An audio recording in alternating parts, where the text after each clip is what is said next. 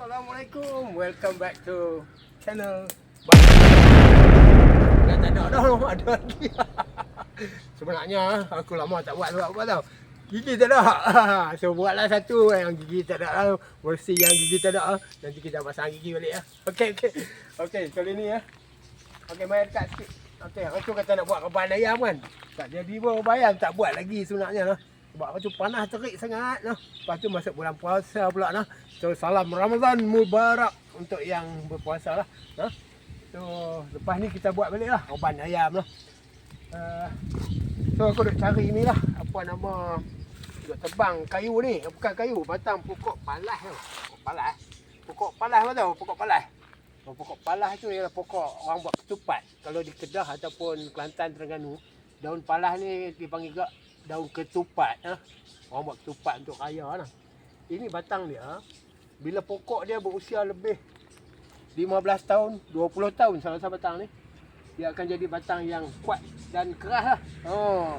Saya dah cuba dah buat apa binaan dengan batang pokok palas ni. Adalah betul lah. Saya nampak dia boleh bertahan. So saya ambil lagi banyak lagi lah batang ni.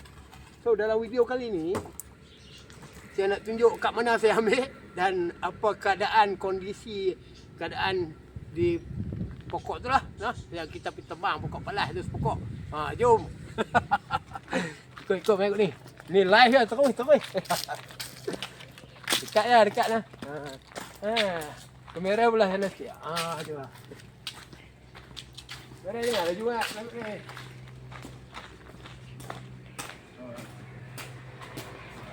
Tak lama tak ada. Jom.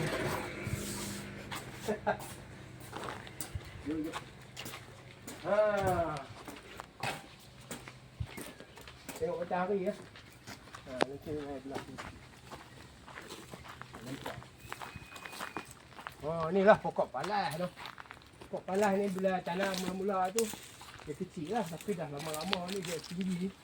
So kita kena buang. Wah, ni saya dah buang banyak ni, dah ambil banyak ah.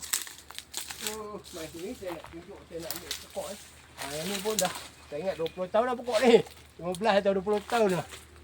Daripada saya dulu lama dah ada pokok ni lah. So hari ni saya nak tebang pokok, saya nak tunjukkan macam mana. Macam mana tu? Medok belah ni. Duduk mana? Duduk belah. Nampak sikit sini.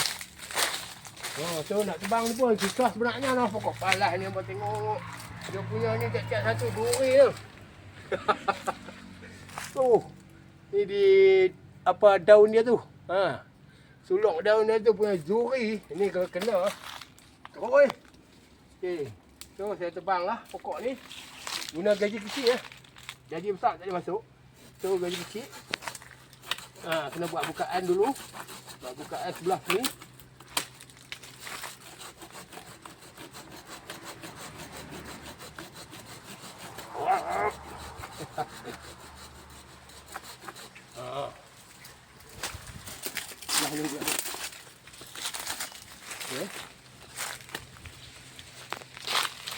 Okay, lambat sikit lah nampak, tapi tak apa, kita roll video cepat sikit lah, tak kira.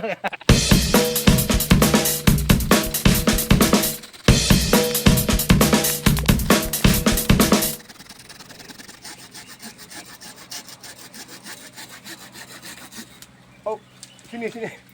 Kamera sini, kamera. Jom.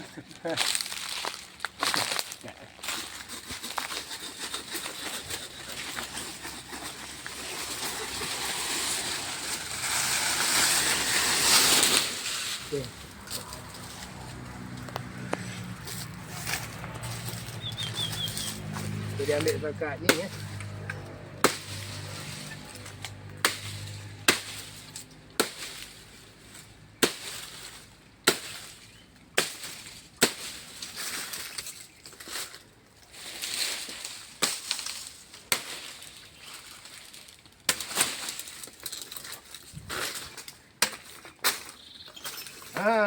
Okey, siap.